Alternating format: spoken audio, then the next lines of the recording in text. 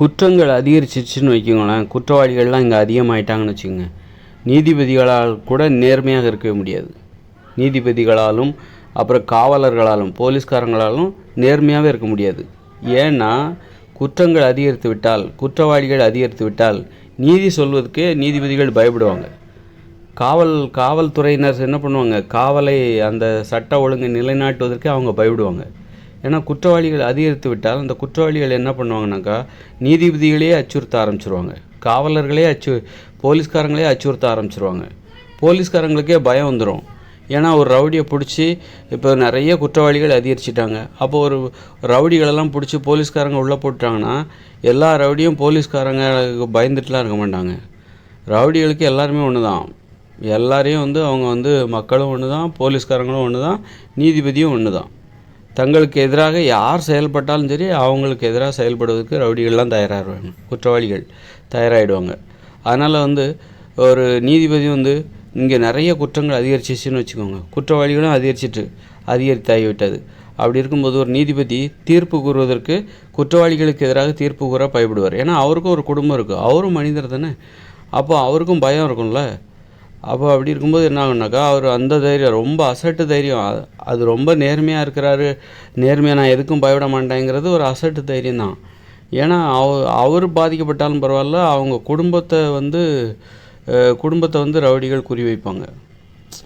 அதை யாரும் நேருக்கு நேர் மோதினா கூட சிலர் தைரியமாக எதிர்த்து போராடுவாங்க, எந்த ஒரு வீரனும் நேருக்கு நேராக எதிர்த்து. ஆனால் ரவுடிகள் என்ன பண்ணுவாங்கனாக்கா அந்த குடும்பத்தினரை தாக்குவதற்கு முற்படுவார்கள், கடத்துவதற்கோ. இந்த அச்சுறுத்தல் போலீஸ்காரங்களுக்கு இருக்கும். போலீஸ்காரங்களுக்கு எவ்வளோ ரவுடிகளை பார்க்குறாங்க, எவ்வளோ பேரை பார்க்குறாங்க.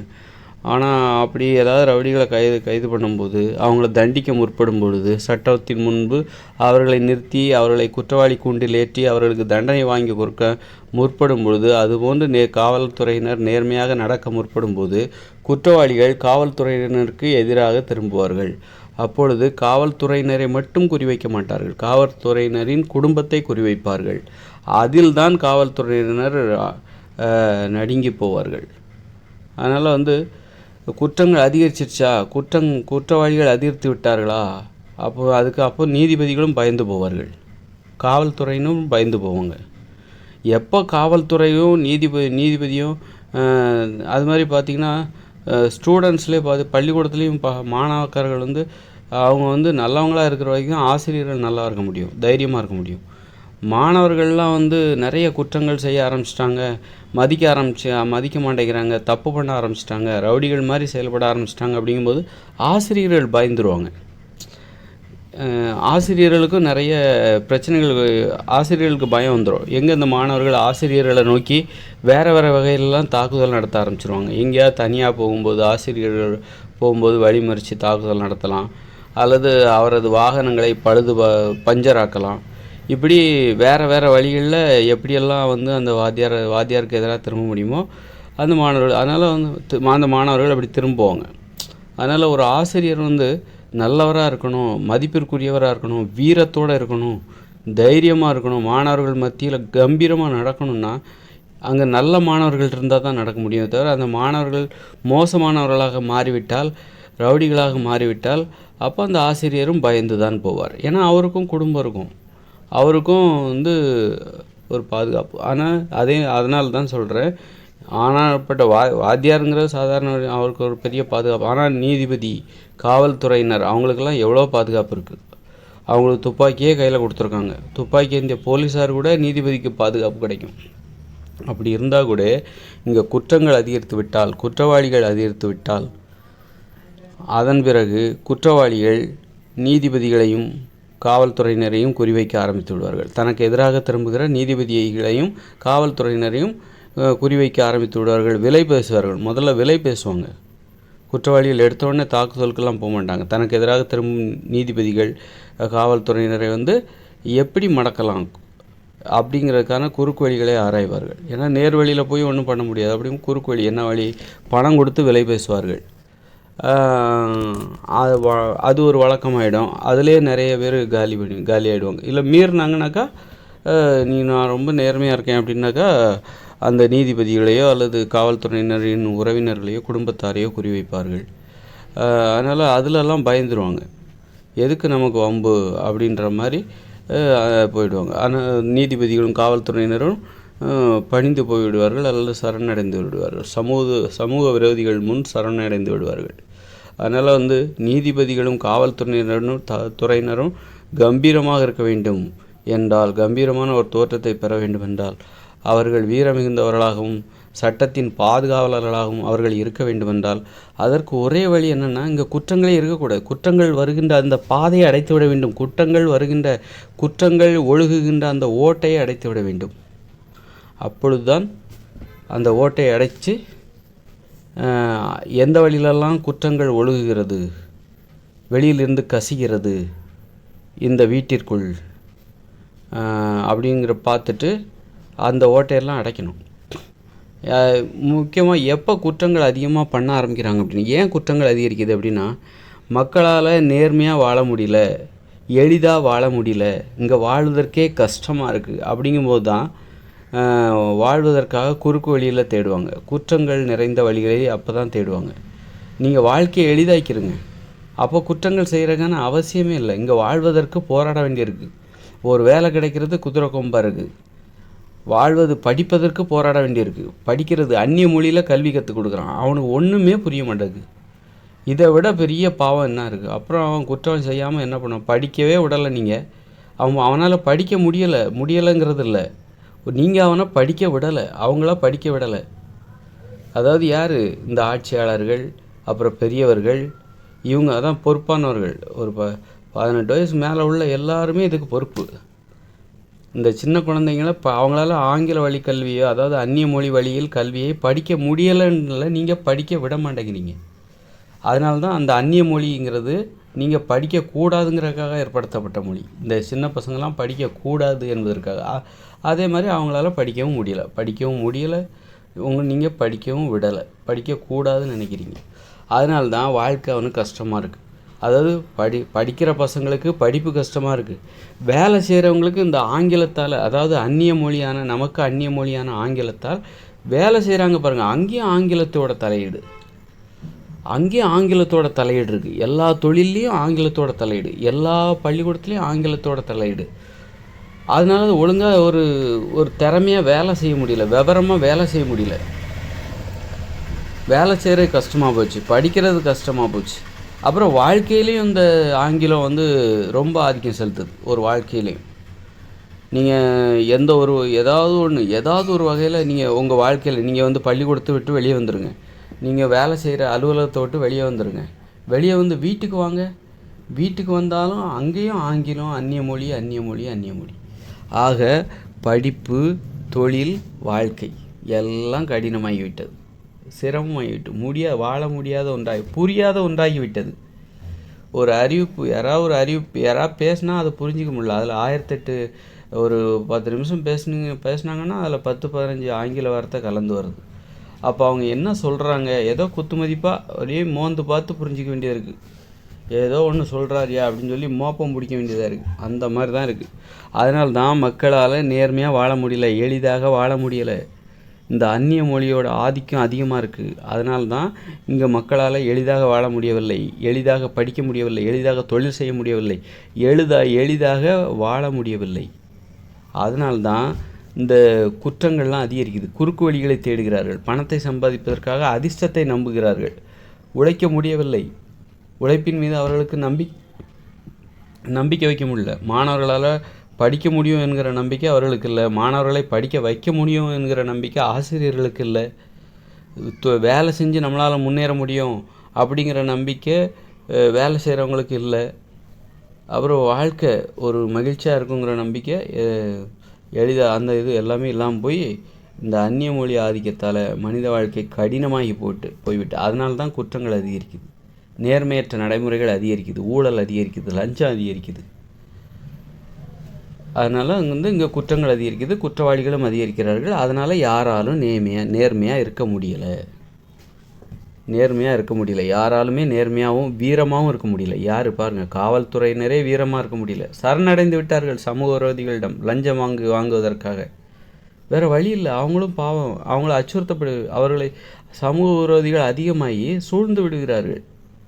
இங்கு காவலர்களை விட சமூக விரோதிகள் அதிகமாகி விடுகிறார்கள். அப்போ வந்து வேறு என்ன பண்ண, அப்போது நீ ஒழுங்காக சரணடைந்து விடு, அதற்கு உங்களுக்கு பணம் தருகிறோம், லஞ்சம் தருகிறோம், அல்லது உங்களை நாங்கள் குறிவைப்போம். எப்படி உங்களை குறிவைப்போம், இல்லை உங்கள் குடும்பத்தாரையும் குறிவைப்போம்.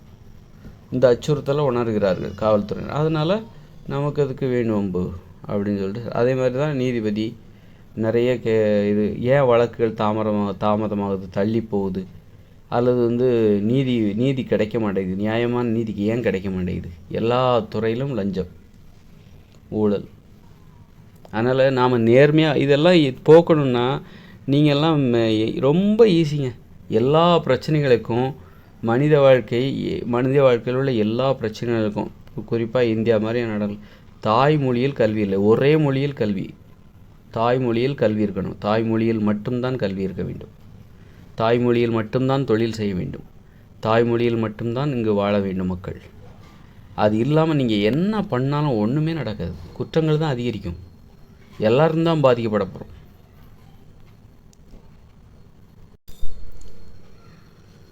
யாராலுமே நேர்மையாக இருக்க முடியாது. அதாவது காவல்துறையினரால் கூட வீரத்தோடு இருக்க முடியாது. கோழைகள் ஆகிடுவார்கள். அதாவது எப்போ குற்றவாளிகள் அதிகமாகிவிட்டார்களோ அப்போ பொதுமக்கள்லாம் கோழைகளாகி விடுவார்கள். ஏன்னா குற்றவாளிகளே கோழைகள் தான். அவங்களால நேர்மையாக வாழ முடியாத கோழைகள். அவங்க தான் வன்முறையை தான் வீரம் என்று பேசுபவர்கள். வன்முறையை வீரம் என்று மக்களை நம்ப செய்கிறவர்கள், அந்த கருத்தை பரப்புகிறவர்கள், வன்முறை ஆயுதமாக கொண்டவர்கள். அப்போ அவர்கள் அதிகமாகும்போது காவல்துறையினரே கோழைகளாகி விடுவார்கள், நீதிபதிகளே கோழைகளாகி விடுவார்கள், பயந்தாங்கொழிகள் ஆகிடுவாங்க. அதனால் குற்றங்கள் அதிகரிக்கும் போது, குற்றவாளிகள் அதிகரிக்கும் போது பொதுமக்களும் பயந்தாங்கொழி ஆகிடுவாங்க, கோழைகள் ஆகி விடுவார்கள். அதனால் நாம் வீரமாக இருக்கணும்னா குற்றங்கள் எங்கிருந்து ஆரம்பமாகிறது என்கிற அந்த வேரை கண்டுபிடிச்சி அங்கே தான் நாம் வந்து சிகிச்சை செய்யணும். மற்றபடி வெளியில் மேலே வந்து சிகிச்சை பண்ணிகிட்ருக்கூடாது. வெளியில் உள்ள விஷயங்களில் சிகிச்சை பண்ணிட்டு எங்கே அது ஆரம்பிக்குது. நான் உங்களுக்கு எல்லாத்தையும் சொல்லிட்டேன். குற்றங்கள் ஏன் உருவாகுது இங்கேன்னு சொல்லியாச்சு. அதில் போய் நீங்கள் அதை போய் இங்கே ஆராய்ச்சி பண்ணுங்கிற அவசியம் இல்லை. ஒரு பரிசோதனைக்காக இங்கே நீங்கள் நிறைய தமிழ் வழி பள்ளிகளை ஏற்படுத்துங்க. முழுக்க தாய்மொழியில் கல்வி கற்கின்ற நடைமுறையை இங்கே ஒரு பரிசோதனைக்காக ஏற்படுத்துங்க. அதில் ஏற்படுகிற முன்னேற்றத்தை கவனியுங்கள். அதெல்லாம் அப்புறம் வந்து இந்த சோசியல் மீடியாவிலும் ஒரு கட்டுப்பாடு இருக்கணும். இந்த டிவிக்கெல்லாம் ஒரு கட்டுப்பாடு இருக்கணும். இரவு 8 மணிக்கு மேலே தான் ஒரு 2 மணி நேரம் ஒளிபரப்பணும். இல்லை அதில் வர்ற வருமானம் தான் அரசாங்கத்துக்கு முக்கியம். நாட்டு மக்களை பற்றி பரிசோதனைக்காக ஒரு முயற்சி பண்ணி பாருங்கள். ஒரு 6 மாதம் பரிசோதனை பண்ணி பாருங்கள். தொலைக்காட்சி பெட்டிகளுக்கெல்லாம் இரவு 8 மணிக்கு மேலே 8 மணிலேருந்து 10 மணி வரைக்கும் தான் அனுமதி அப்படிங்கிற மாதிரி ஒன்று போடுங்க. அது மாதிரி யூடியூப்பு, ஃபேஸ்புக்கு எல்லாத்துக்கும் ஒரு கட்டுப்பாடு விதிங்க. சோஷியல் மீடியாவுக்கெல்லாம் ஒரு கட்டுப்பாடு விதித்து, அப்போ தான் வந்து நம்முடைய முன்னேற்றம் தான் நமக்கு முக்கியம். ஒரு தனி மனிதர் தான் முன்னேறதுக்காக என்னெல்லாம் பண்ணுறாரு, அவர் இந்த கட்டுப்பாடுகள்லாம் கடைபிடிக்கிறாரா இல்லையா? அவர் நினைக்கிறாரு நாம் முன்னேறணும் அப்படின்னா டிவியை அதிகமாக பார்க்கக்கூடாது அப்படின்னு நினைக்கிறார். சோஷியல் மீடியாவிலையும் கொஞ்சம் கண்ட்ரோலாக இருக்கணும், கட்டுப்பாடாக அதை கையாளணும், முழுக்க அதையிலே நேரத்தை செலவழிச்சிட்டு போயிடக்கூடாது அப்படின்னு ஒவ்வொரு தனி மனிதரும் யோசிக்கிறாங்களா இல்லையா? அப்போது ஒட்டுமொத்தமாக எல்லாருக்குமே அந்த கட்டுப்பாடு தேவையாக இருக்குது. அப்போ அதையே நீங்கள் சட்டமாக்கிடுங்க. நீ உங்கள் இஷ்டம்ப்பா, உனக்கு தேவைன்னா வச்சுக்கோ, உனக்கு கட்டுப்பாடு தேவைன்னா வச்சுக்கோ, உன் இஷ்டம் அப்படின்னு விட்டா, அதனால இந்த நாடு தானே பின்னோக்கி போவோம். நாட்டு மக்கள் முன்னேறினால தானே அது நாட்டின் ஒரு முன்னேற்றமாக இருக்க முடியும். நாட்டில் உள்ள அனைவரும் முன்னேறும் போது தானே அது நாட்டின் முன்னேற்றமாக அது கருத முடியும். ஒரு நாட்டு மக்கள் பின்னோக்கி போகிறதுக்குன்னு இங்கே நிறைய வழிகள் இருக்குது. அதன் மூலம் வருகிற வருவாயை வச்சுக்கிட்டு நீங்கள் எப்படி முன்னேற முடியும்? நாட்டு மக்களுடைய முன்னேற்றம் தான் ஒரு நாட்டின் முன்னேற்றம், அப்படி தானே? இப்போ நீ சோசியல் மீடியா கட்டுப்பாடு இல்லாமல் போகுது. எப்போ வேணாலும் அதில் போய் நேரத்தை செலவழித்து வீணடிக்கிறாங்க. அப்புறம் டாஸ்மார்க்கு அல்லது சிகரெட்டு, புற்றுநோயை வரவழைக்கிற சிகரெட்டு, இப்படி அப்புறம் உடலுக்கு நோயை தருகிற உணவுப் பொருட்கள். இதன் மூலம் அரசாங்கத்துக்கு வருமானம் கிடைக்குதுன்னு நீங்கள் நினைக்கிறீங்க. ஆனால் இதன் மூலம் மக்கள் பின்னோக்கி போகிறாங்க, முன்னேற முடியலை. அப்போ மக்கள் முன்னேறினா தானே அது நாட்டின் முன்னேற்றமாக இருக்க முடியும். மக்கள் பின்னோக்கி போகிறாங்க, அதன் மூலம் நாட்டிற்கு வருமானம் கிடைக்கிது அப்படிங்கும்போது அந்த வருமானத்தை வச்சு, அந்த வருமானம் என்பது நாட்டின் முன்னேற்றமாக எப்படி நீங்கள் கருத முடியும்? அது ரொம்ப நாளைக்கு வராது. அதனால் நாட்டின் மக்களின் முன்னேற்றத்தை தான் நாட்டின் முன்னேற்றமாக கருதணும். ஒரு தனி மனிதரின் முன்னேற்றத்தை தான் நாட்டின் முன்னேற்றமாக கருத வேண்டும். ஒவ்வொரு தனி மனிதரின் முன்னேற்றத்தை தான் நாட்டின் முன்னேற்றமாக கருத வேண்டும். மக்களை நீங்கள் மக்களை நுகர்வோர்களாகவும் நீங்கள் வியாபாரிகளாகவும் அரசாங்கங்கள் நினைத்து கொண்டு எந்த வழியிலெல்லாம் மக்களிடமிருந்து பணத்தை கறக்க முடியுமோ, பிடுங்க முடியுமோ, வசூலிக்க முடியுமோ அந்த வழியிலெல்லாம் சிகரெட்டை விற்று, மதுபானங்களை விற்று, அப்புறம் என்னென்னோ இப்படி மோசமான வழிகளில் அப்புறம் இது சோசியல் மீடியா இதுக்கெல்லாம் கட்டுப்பாடே கிடையாது. டிவி, தனியார் தொலைக்காட்சி இதுக்கெல்லாம் கட்டுப்பாடே கிடையாது. அப்போது மக்களோட நேரம் வீணடிக்கப்படுது, பின்னோக்கி போகிறாங்க. முன்னேற்றம் ஒவ்வொரு தனி மனித வாழ்க்கையும் போராட்டம் மிகுந்ததாக போய்விடுகிறது. அப்போ என்னாகுது, இந்த நாட்டின் முன்னேற்றமும் போராட்டமாக விடுகிறது. இந்த நாட்டின் முன்னேற்றமும் பின்னோக்கி போகுது. நாடு முன்னேறலை அப்படின்னு அர்த்தம். அதனால் எல்லாவற்றுக்கும் அடிப்படை சொல்லியாச்சு. மக்கள் வீரமாக இருக்கணும், தைரியமாக இருக்கணும். அப்படின்னா அங்கே குற்றங்களே இருக்கக்கூடாது. குற்றங்களுக்கு என்ன காரணம்னு சொல்லியாச்சு. குற்றங்கள் ஏன் உருவாகிறது, மக்களால் எளிதாக வாழ முடியவில்லை, வாழ்வதற்கு கடினமாக இருக்கிறது, போராடுகிறார்கள் என்னும் பொழுதுதான் எப்படியாவது பணம் சம்பாதிக்க வேண்டும் என குறுகிய குற்ற வழிகளை தேர்ந்தெடுக்கிறார்கள். ஆதலால் மனித வாழ்க்கையை எளிதாக்குங்கள், மகிழ்ச்சியாக்குங்கள், நிறைய மகிழ்ச்சியாக்குங்க. அப்போ தான் அவங்க எளிதாக வாழ்வாங்க, மகிழ்ச்சியாக வாழ்வாங்க. அப்போ அவங்க குற்றங்கள் செய்ய மாட்டாங்க. எளிதாக இருந்தது எதுக்காக நம்ம வாழ்க்கையே எளிதாக இருக்குது, நாம் எதுக்கு குற்றம் செய்யணும்? நம்ம முன்னேறுகிற பாதை எளிதாக இருக்கிறது. அப்படி இருக்கும்போது நாம் எதுக்கு குற்றங்கள் செய்யணும் அப்படின்னு அவங்களே உணர்வாங்க. குற்றங்கள் செய்வதை தவிர நமக்கு முன்னேறுவதற்கு வேறு வழியே இல்லைங்கிற மாதிரி ஆயிடுச்சு. குற்றங்கள் செஞ்சால் தான், லஞ்சம் வாங்கினா தான் முன்னேற முடியும் அப்படின்ற மாதிரி ஆயிடுச்சு. நிறைய சீர்திருத்தங்களை கொண்டு வரணும். நீங்கள் கல்யாணங்கள்லாம் ஆடம்பரமாக நடத்தக்கூடாது. அதுக்காகவும் குற்றம் செய்கிறார்கள். லஞ்சம் ஏன் வாங்குகிறார்கள்? கல்யாணத்தை ஆடம்பரமாக நடத்தியாகணும். எப்படியாவது இந்த பிள்ளைகளை கரை சேர்த்தாகணும். நல்ல இடத்துல கல்யாணம் பண்ணி கொடுத்தாகணும். அதனால் கல்யாணம் பண்ணுறதுக்கே 10-15 லட்ச ரூபா தேவைப்படுது. 100 பவுன் நகை போடணும்.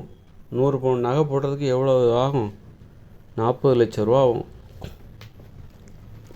இப்போ 1 பவுன் நகை 40, 10 பவுன் நகை 4 லட்ச ரூபா. அப்புறம் 100 பவுன் நகை 40 லட்ச ரூபா. 40 லட்ச ரூபா, 10 லட்ச ரூபா செலவு பண்ணி கல்யாணம், அப்புறம் இன்னும் இதர செலவு, அடேங்க அப்பா 1/2 கோடி. இப்படியெல்லாம் இருக்கும்போது அவங்க என்ன பண்ணுவாங்க? ஏதாவது ஏமாற்றியாவது அந்த பணத்தை சம்பாதிச்சிட முடியாதான்னு தான் பார்ப்போம். அதனால் இந்த மாதிரி யாரும் கல்யாண மண்டபமே இருக்கக்கூடாது. 20-50 பேர்த்துக்கு மேலே யாருங்க ஒரு கல்யாணத்தில் கூடவே கூடாது. மக்கள் தப்பிச்சிருவாங்க. அப்பாடா நிம்மதிப்பா. அப்போ எவ்வளோ பல லட்சங்கள் ஒவ்வொருத்தருக்கும் மிச்சமாகும். அப்போ அவங்க குற்றங்கள் செய்ய வேண்டிய அவசியம் இருக்காது. நாம் ஏன் குற்றங்கள் செய்யணும்? அப்படி ஒரு நிர்பந்தம் நமக்கு என்ன இருக்குது? தேவையே இல்லாமல் ஏன் அவங்க குற்றங்கள் செய்ய போகிறாங்க? ஏன் மற்றவங்களை ஏமாற்றி பணம் சம்பாதிக்க போகிறாங்க? எதுக்காக லஞ்சம் வாங்கணும் அப்படின்னு அவங்க மனசாட்சி அவங்களே கேள்வி கேட்கும். நாம் கட்டுப்பாடு இல்லாமல் மக்களை வாழ செய்வதன் மூலம் குற்றங்கள் செய்ய மறைமுகமாக மக்களை அரசாங்கமே தூண்டுகிறது. ஆனால் அரசாங்கம் தனது கடமை செய்ய வேண்டும். துணிவாக இருக்கணும், தைரியமாக ஒரு நடவடிக்கை எடுக்கணும், பயந்துக்கிட்டு. ஆனால் கெட்டது செய்கிறதுக்கு மட்டும் பயமே கிடையாது. மதுபானங்களை விற்பது, புற்றுநோயை வரவழைக்கிற சிகரெட்டுகளை விற்பது, இந்த மாதிரி இதுக்கெல்லாம் பயமே கிடையாது. அதனால் அரசாங்கம் என்பது தைரியமாக இருக்கணும், தைரியமான முடிவுகளை எடுக்க வேண்டும். அப்போ தான் மக்கள் நல்லா வாழ முடியும், தைரியமாக வாழ முடியும், ஆரோக்கியமாகவும் வாழ முடியும், மகிழ்ச்சியாக வாழ முடியும்.